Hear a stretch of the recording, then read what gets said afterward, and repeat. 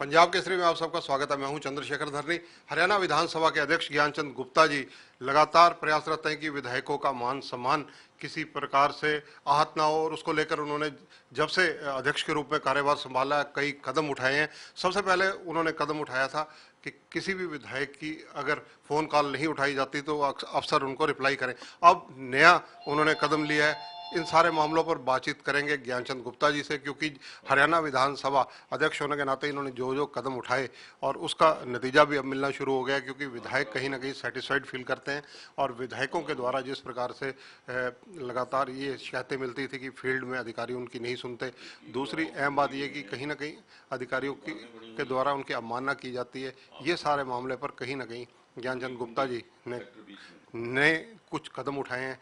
सारी बातचीत हम ज्ञानचंद गुप्ता जी से ही करेंगे। विधायकों के अलावा जो ई विधानसभा का मामला है, वो ई विधानसभा को लेकर भी लगातार प्रयासरत है। सभी मुद्दों पर हम गुप्ता जी से करेंगे चर्चा। हाँ, इस वक्त हरियाणा विधानसभा के अध्यक्ष ज्ञानचंद गुप्ता जी हमारे साथ मौजूद हैं, उनसे बातचीत करेंगे। गुप्ता जी, आपका स्वागत है पंजाब केसरी में। धन्यवाद धन्यवाद जी, आपका ही बहुत बहुत स्वागत। गुप्ता जी, जिस प्रकार से विधायकों के लिए अब अवमानना अधिकारियों के द्वारा फील्ड में किसी प्रकार से ना हो, उसको लेकर आपने सजगता पूर्ण कदम उठाए हैं, वो कदम क्या है? देखिए, हमने एक नई कमेटी का गठन किया है। वो कमेटी है regarding the contemptuous behaviour of the officers, कि जो ऑफिसर्स चाहे वो यहाँ हैं या फील्ड में हैं, किसी भी प्रकार से जो हमारे विधायक हैं उनका अवमानना ना करें। टेलीफोन कॉल करते हैं तो टेलीफोन कॉल का रिप्लाई करें, इग्नोर ना करें। कोई काम उनकी तरफ से भेजा जाता है तो वो समय अवधि के बीच में वो काम करके रिपोर्ट करें। ऐसी बहुत सारी शिकायतें मेरे पास आई हैं कि विधायकों ने कई महीने से काम को लिख करके दिया, उनके ऊपर कोई एक्शन नहीं हुआ, यानी काम हुआ नहीं। तो काम करने की एक सीमा, जो राइट टू सर्विस है, उसके आधार पर हर डिपार्टमेंट के अंदर काम करने का समय तय किया गया है। अधिकारी नियमानुसार काम करें, इस प्रकार का प्रयास जो है वो हम लगातार करते आ रहे हैं, और उसी दृष्टि से इस जो कमेटी का गठन किया गया। गुप्ता जी, इससे पहले भी जब विधायकों ने आपको कहा था कि उनकी फ़ोन कॉल अटेंड नहीं की जाती, तो आपने खुद भी कदम उठाए, मुख्यमंत्री जी के ध्यानार्थ भी मामला लाए, उसके काफ़ी फ्रूटफुल रिजल्ट रहे। सबसे बड़ी ये बात रही कि जो विपक्ष के विधायक है वो भी इस मामले में खुलकर आपकी तारीफ करते नजर आए। वो तो अभी आपने देखा, अभी भी जो विपक्षी विधायक है उन्हीं का फ़ोन था कि जो कमेटी बनाई गई है इससे हमारा मान सम्मान और बढ़ेगा। जो सरकारी फंक्शंस हैं, कई बार विधायक को इग्नोर किया जाता था, या उसकी जो एक प्रोटोकॉल के अनुसार उसकी बैठने की व्यवस्था वहाँ पर नहीं होती थी।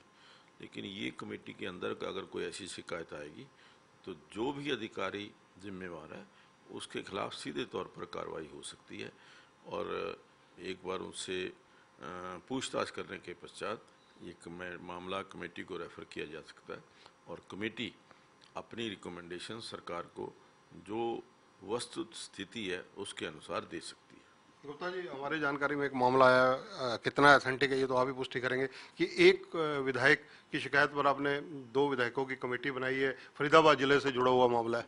हाँ, देखिए, ऐसा है कि एक वहाँ के बीडीपीओ के ऊपर हमारे विधायक ने आरोप लगाया था कि उसने 4 महीने से उनके पीए का टेलीफोन ब्लॉक कर रखा है। तो एक बड़ा सीरियस मामला है कि किसी भी विधायक का या विधायक के प्राइवेट सेक्रेटरी का टेलीफोन ब्लॉक करना और 4 महीने तक उसका ब्लॉक करके रखना, ये बहुत सीरियस मामला, हमने सीरियस लिया है इसको। और इसके अलावा उसी बीडीपीओ के ऊपर एक 80,000 रुपया लेने की एफिडेविट किसी व्यक्ति ने दिया था जो कॉन्ट्रैक्टर था, कि उसने काम के मामले में 80,000 रुपये की डिमांड की है। अब वो एफिडेविट दिया है, अगर एफिडेविट के अंदर वो गलत जानकारी देंगे तो उनके ऊपर कार्रवाई होगी। अगर वो सच पाया जाता है कि उन्होंने 80,000 रुपये उस बीडीपीओ को दिए हैं तो उस बीडीपीओ के खिलाफ जो भी कानूनी कार्रवाई है वो होगी।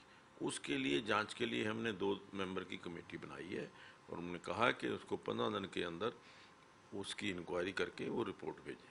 गुप्ता जी, ई विधानसभा के लिए लगातार आप प्रयासरत हैं और आपके प्रयास काफ़ी सार्थक भी हो रहे हैं। अब नेक्स्ट जो विधानसभा सेशन होगा, क्या हाईटेक तरीके से होगा? बिल्कुल, देखिए ई विधानसभा जो मैं समझता हूँ लगभग पूरा काम उसका हो चुका है।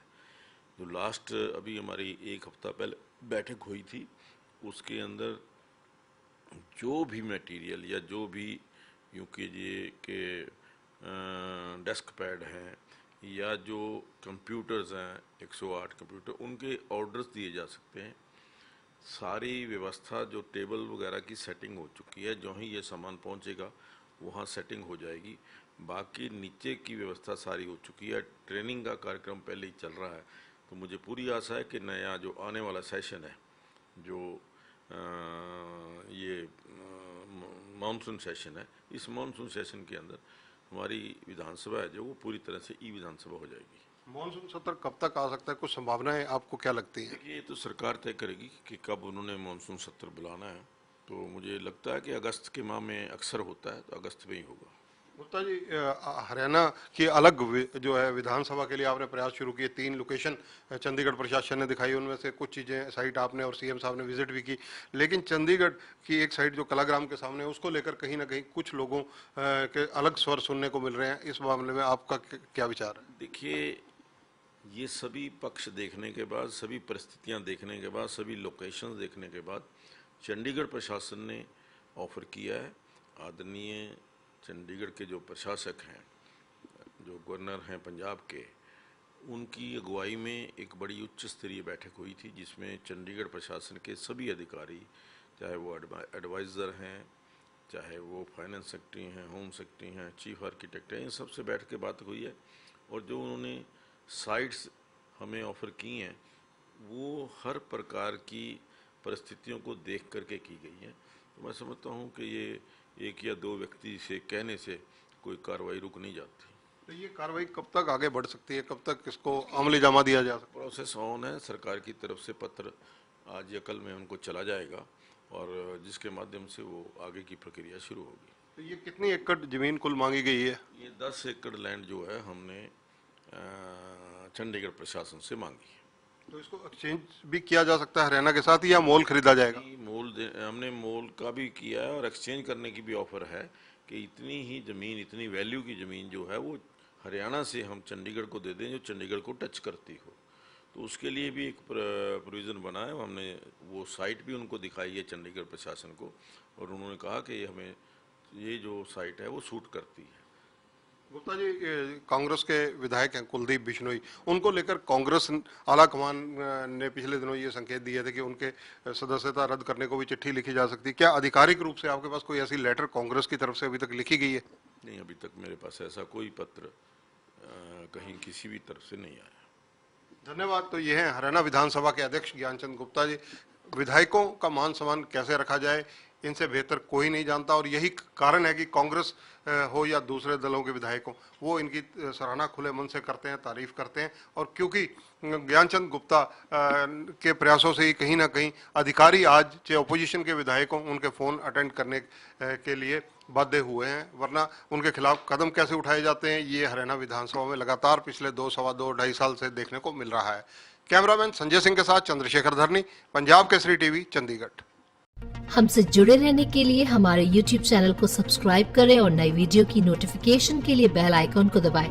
अगर आप ये वीडियो Facebook पर देख रहे हैं तो लाइक जरूर करें और ज्यादा से ज्यादा शेयर करें। धन्यवाद।